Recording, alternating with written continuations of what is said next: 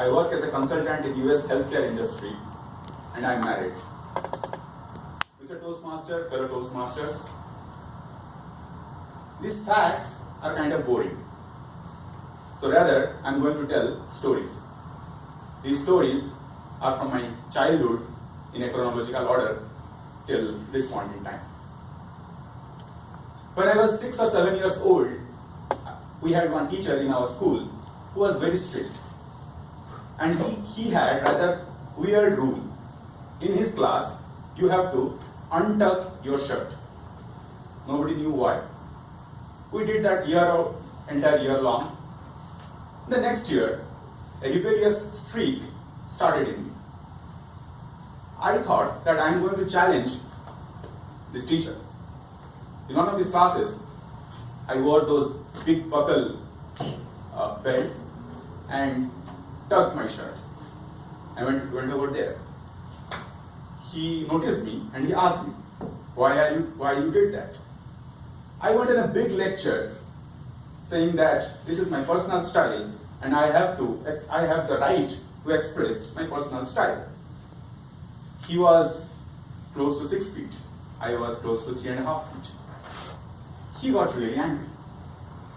He came close to my face, pointed his finger, and said, "Son, in here, we build characters. Your personal style can come later."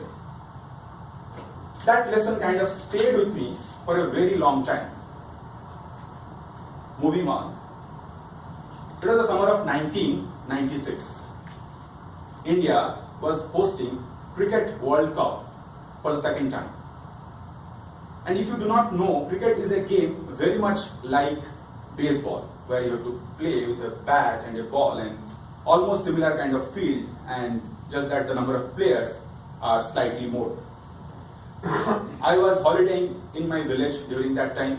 I thought that taking that fervor of cricket, we should arrange a game with the neighboring village. I coached few of my village folks and we arranged for a match. Now the few fundamental difference between baseball and cricket is that unlike baseball, in cricket you have to use a round arm action. You can't just throw the ball. Now remember this one. When the match started, our team has to bowl first. But instead of, because they were playing cricket for the very first time, instead of using a round arm action, they started to throw the ball. In cricket, that's a no ball, or it's an illegal delivery. Now, what happened over here is that the folks who are playing in my team were quite older than me. And they were already embarrassed that a 10 or 11-year-old boy is captaining them. On top of that, our bowlers are bowling illegal deliveries one after another. The crowd started to jeer and taunt them that these guys are no good. Some of the fielders who were fielding in the boundary line hung their hat and started to dissolve into the crowd because they were so embarrassed. Half of my team slowly dissolved into the crowd and the match has to be called off. Needless to say that it was not the proudest moment for my leadership skills. Moving to 2007, after my graduation, we went on a vacation to a place called Rishikesh. That's in the northern part of India near to Himalayas.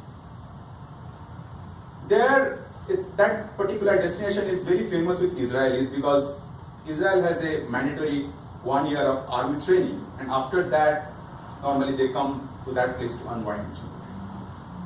I befriended a girl, for the sake of anonymity, let's call her Natasha.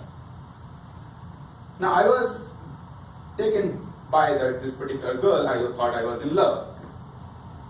We hung out a lot together, and some of our friends suggested that we should go on a 36 miles of rafting course. I wanted to impress her. I said yes. One tiny problem was that I did not know swimming.